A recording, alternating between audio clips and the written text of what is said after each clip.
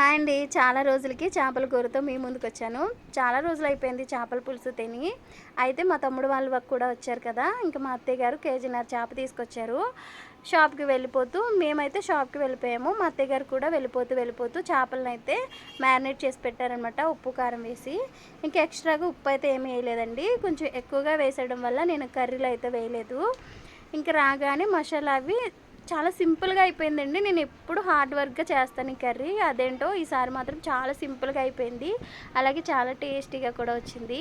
ఎప్పుడైనా సరే మనం ఎప్పుడు తినేదానికి ఏమనిపించదు కానీ మన పక్క వాళ్ళకి పెట్టడంలోనే కొంచెం ఇంట్రెస్ట్ పెరిగిపోతుంది. ఎందుకంటే ఎలా ఉంటుందా? ఎలా వస్తుందా? వాళ్ళకి నచ్చుతుందా? లేదా? అని ఆరాటం కదా! అందులోకి మా తమ్ముడు వాళ్ళు ముందే పేరు పెడతారేమో అని భయమేసింది. కానీ నిజం చెప్తున్నానండి, వండిన తర్వాత చాలా అంటే చాలా బాగా వచ్చింది.